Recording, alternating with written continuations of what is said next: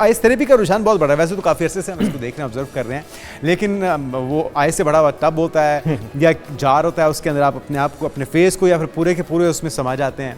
लेकिन बहुत से इन्फ्लुएंसर्स इसको फॉलो तो कर रहे हैं ये सोचे समझे बगैर कि इसके असरात क्या हो सकते हैं। अब एक एथलीट अगर ऐसा करता है, उसकी डाइट क्या है, वो कौन से सप्लीमेंट्स ले रहा है, वो कौन सी रूटीन को, कौन सी वर्कआउट को अप्लाई कर रहा है अपने ऊपर, वो तो शायद ये कर पाए, लेकिन कोई हसास तबीयत का फॉलोअर उसको अप्लाई कर ले और वो अपनी जान जोखों में जाए, शायद उसका हार्ट में बीट करना ही बंद कर दे, तो फिर आप मुझे बताओ कि अभी आपने बोला इन्फ्लुएंसर्स मीन कि आप किसी भी फील्ड में जी, अगर मैं करूं तो समझ आती है। सही बात। अगर डिफरेंट इन्फ्लुएंसर्स करते हैं तो इसका मतलब है कि वो सिर्फ अपने फॉलोअर्स को फॉलो करने के लिए, वो ठीक है जी आप ऐसा कर ले वैसा कर ले।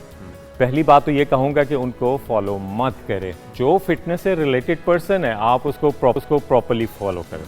लेट्स टॉक अबाउट, हम आइस बात की बात करते हैं। अब वैसे तो आपको चाहिए था यहाँ पे रखते हैं, मैं अंदर बैठता करके दिखा, फिर पता चलता है कि आप बिफोर एंड आफ्टर क्या इफेक्ट आता है। एग्जैक्टली उसमें ये है कि हर एक को नहीं करना चाहिए। आपकी नीड है या आपके पास मेंटोर है, कोच है, डॉक्टर है, आपको रिकमेंड करता है। लेट्स टॉक अबाउट जो रिसेंटली सिचुएशन चल रही है। आपने देखा होगा बहुत से हॉस्पिटल से, मैं नाम नहीं लूँगा, वो वाटर थेरेपी करते हैं, हाइड्रोथेरेपी करते हैं। सही है। फिजियोथेरेपी में आता है कि जैसे मेरे मसल्स वीक हैं, स्ट्रेंथनिंग नहीं है, मैं वॉक नहीं कर सकता, तो ऐसा क्या है कि जो मेरे माइंड के सेंसेस जो हैं वो एक्टिव हो जाएं। सो हाइड्रोथेरेपी में वाटर की डिफरेंट टाइप्स थेरेपी हम यूज़ कर सकते हैं। Cold water, warm water, hot water, कुछ। अब जैसे फॉर एग्जांपल मुझे स्वेल है, ब्रूसेस बने हैं, तो मैं क्या करूं, तो मैं I will use warm water. ठीक है। अगर मेरे मसल में स्टिफनेस है, सोरनेस है, टायर्डनेस है, तो then I am athlete, I am sportsman, then मैं उस तरफ जाऊंगा। तो regular guy, regular person please वो मत करे। ये ना हो कि बाद में रहमान लेने के पड़ जाए, ये रहमान भाई ने किस तरफ लगा दिया, वो कर रहे थे। अच्छा, आइस थेरेपी के क्या क्या फायदे हैं? अगर आप फेस पे अप्लाई करते हैं, अगर आप पूरी बॉडी पे करते हैं, बहुत सी सेलिब्रिटीज़ को हमने देखा, हानिया आमिर को हम देखते हैं, वो भी कर रही होती हैं। जाहिर बात है वो भी पहले प्रैक्टिस करती होंगी, आप खुद भी करते हैं, तो आइस थेरेपी का फ़ायदा होता क्या, बॉडी पे उसका इम्पैक्ट क्या होता है? पहले ये हम दिखा भी रहे हैं, ये हानिया आमिर को करते हुए नाज़रीन देख भी रहे हैं। अच्छा, आप बताइए कि आइस थेरेपी का बुनियादी तौर पे फ़ायदा होता है? वैसे ये मैंने सब करके देखा है, मैंने पाँव पे करके देखा है, मैंने फेस पे करके देखा है। जैसे for example I am just woke up, मैं फ्रेश हुआ, मैंने फेस वॉश किया है, अच्छा मसल बहुत ऐसा लग रहा है कि यार बड़ा थका हुआ है, फ्रेश नहीं है, रिलैक्सिंग है वो। हाँ एग्जैक्टली, मसल रिलैक्सेशन, थकावट दूर, आपके जो फाइबर्स हैं, मसल्स हैं, टोटली ऐसा लगता है कि आप समझे कि 360 डिग्री पे आपके फेस का जो है ना, आपका स्ट्रक्चर चेंज हो जाता है। अरे वाह। तो आप लेकिन पानी चिल्लो और एक दफ़ा जब आप फेस पे गिराते हैं, सारा कुछ होता है, तो उसके बाद टोटली आप फीलिंग फ्रेश, ऐसा लगता है कि जैसे रीस्टार्ट का बटन दब गया है। यस एग्जैक्ट, रीबूट हो चुका है। हाँ, रीबूट हो चुका है, तो उसमें ये सारी चीज़ें करना चाहिए। लेकिन अगर हम बात करते हैं फुल बॉडी की, तो उसमें डिपेंड ये करता है कि वो आपके मेंटोर ने रिकमेंड किए हैं, डॉक्टर ने रिकमेंड किए है। अगर जस्ट जर्नल इन्फ्लुएंसर को देख के आप कर रहे हैं तो आप गलती कर रहे हैं। अगर आप फिटनेस इन्फ्लुएंसर को देख रहे हैं या उसको फॉलो कर रहे हैं, आपका ट्रेनिंग लेवल किस लेवल पे है, आप डाइट कैसी ले रहे हैं, आपकी अगर सप्लीमेंटेशन चल रही है, इंटेंसिटी ऑफ वर्कआउट आपका अपर लेवल पे, एडवांस लेवल पे चल रहा है। जैसे आप ये चला कहाँ से, स्पोर्ट्स से, जितने भी एथलीट्स हैं जिन्होंने कम्पीट करना होता है, ये सब वो करते हैं।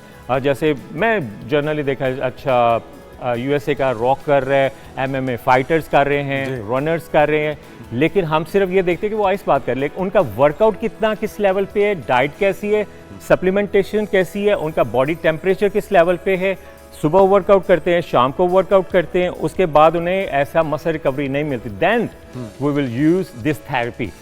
हमने स्पेशली इसको यूज करना है। मसल रिलैक्सेशन के लिए हमारे पास टाइम शॉर्ट है और हम जल्दी रिकवर्ड होना चाहते हैं ताकि कोई ऐसी इंजरी ना हो। बिल्कुल। अच्छा, अली ज़फ़र ने भी इसको एक्सपेरिमेंट किया है और वो भी इसको अपने ऊपर अप्लाई कर रहे हैं और वो भी अच्छे खासे फिटनेस लेवल, हम तो बचपन से देख रहे हैं अली ज़फ़र को कि अच्छे खासे उन्होंने फिट रखा हुआ है, अपनी उम्र से काफ़ी छोटे दिखते हैं, वो भी आइस थेरेपी कर रहे हैं, तो अच्छी बात है मेरे ख्याल में। इसके तरीकाकार क्या हो सकता है? अगर कोई रैंडम कोई भी शख्स, फ़र्ज़ किया मैं ये करना चाहता हूँ, तो मैं gradually Aahista Aahista let's start warm water से थोड़ा कोल्ड वाटर से फिर आइस वाटर की तरफ आऊँगा, एकदम से मैं करूँगा तो शायद बॉडी को एक शॉक महसूस होगा। वैसे शो में आने से पहले मैं ना फेस पे पानी के जो है ना अच्छा थेरेपी वगैरह मैं करके आया हूँ। मैंने कहा ठीक है, मैंने स्क्रीन पे नज़र आना है, हाँ, लोगों को भी बताना है। एग्जैक्टली, तो वो मैं करके आया हूँ। तो मैं ये समझता हूँ कि आपने अगर जैसे आप लेट्स स्टार्ट फ्रिज से पानी लेते हैं, नॉर्मल टेम्परेचर का होता है, बहुत ज़्यादा चिल ना हो, तो आप सुबह उठें, फेस फ्रेश करें, वॉश वगैरह करना है, तो देन उसके बाद आपने ना उसमें चाहे बाउल में रख लें या चाहे हाथ से आपने गिराना है, वैसे बाउल में रख ले तो वो ज़्यादा अच्छा है। 5 to 10 सेकेंड आप उसमें डिप करें तो उसके बाद आपको बहुत अच्छा लगे।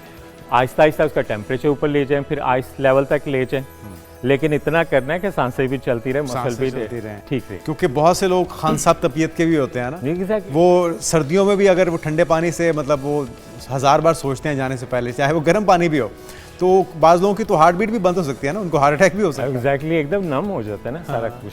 अब नुकसानदेह किन के लिए, जैसे मैं कहूँ जी मुझे हार्ट का इश्यू है, लेकिन मैं बहुत इम्प्रेस हो गया हूँ, आप कर रहे हो तो मैं इसको अप्लाई करना चाहता हूँ, तो चला तो गया हूँ मैं बाथरूम में, मैंने टब भी जकूज़ी भी रेडी कर लिया, उसमें बर्फ़ वगैरह भी सारे कुछ डाले।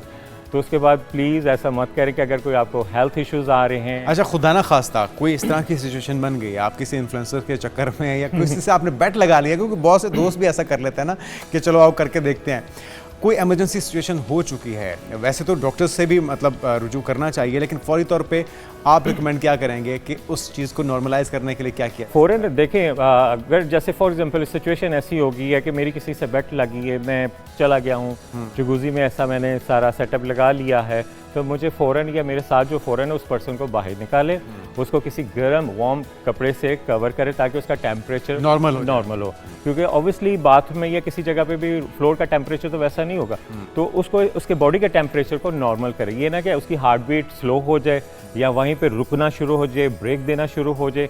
अब स्पेशली किन लोगों को ज़्यादा मैं बोलूँगा कि वो मत करें जिनके आसाब मसल्स कमज़ोर हैं, उसके अलावा सेकंड ये है कि जिनकी इम्यूनिटी कमज़ोर है।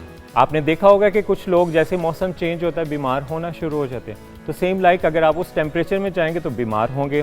थर्ड ये है कि जिनको हार्ट का इश्यू है, तो वो ये मत करें, क्योंकि इन तीनों पर्सन को मेजर जो ना रिस्ट्रिक्शन है कि वो उस तरफ मत जाएं और ना ऐसा रिस्क लें देखा देखी, क्योंकि यंग लोगों को भी इश्यूज हैं। तब यंग पर्सन तो ऐसा कहता है ना, मुझे कुछ नहीं होता, मैं सब कुछ ठीक हूँ, मैं कर लूँगा। जवानी का जोश जो है वो बड़ा कुछ करवा देता है, लेकिन वो उल्टा भी पड़ जाता है बाज़ औक़ात। अच्छा, रिकमेंडेड क्या है आइस थेरेपी? मंथली, वीकली या डेली बेसिस पे आप कर सकते हैं? कितने अरसे बाद कर लेनी चाहिए? ब्रदर, उसमें मैं ये बोलूँगा कि आपका वर्कआउट रूटीन ऐसा है क्या? प्रोफेशनल लाइफ में आपका फिजिकल वर्कआउट है, मसल रिकवरी नहीं हो रही, आपको फील हो रहा है कि तो आप रोज भी कर सकते हैं? कर सकते हैं, क्यों नहीं कर सकते? बिल्कुल ठीक। आप फेस पे या मसलन मैं एग्जांपल दूं कि आप लोअर बॉडी से स्टार्ट करें, फीट से स्टार्ट करें, फेस से स्टार्ट करें, शोल्डर से स्टार्ट करें, लेकिन देखना ये है कि जैसे मैं बैठा हूँ, चिलिंग रूम है, तो मैं फिर जाके कर रहा हूँ, मे भी आपके लिए नुकसानदेह।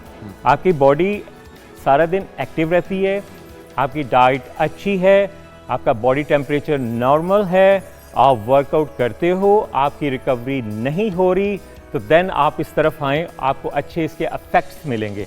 अगर आप ऐसा कुछ नहीं कर रहे, बड़ी नॉर्मल लाइफ गुजारे, तो मे बी आपको 70 to 80% आपको नेगेटिव इफेक्ट मिले, तो ऐसी ट्राई मत कीजिएगा। अच्छा, अगर कोई शख्स जिम करता है या वर्कआउट करता है, तो क्या उसके फ़ौरन बाद ऐसा करना चाहिए, क्योंकि वो ठंडा गर्म भी तो होने का खतरा होता है बहुत ज़्यादा? तो आपकी बॉडी नॉर्मल हो तब आप आइस बाथ लें, या फिर आप वर्कआउट के बाद भी ये कर सकते हैं? 10 to 15 मिनट्स के बाद आप ऐसा कर सकते हैं।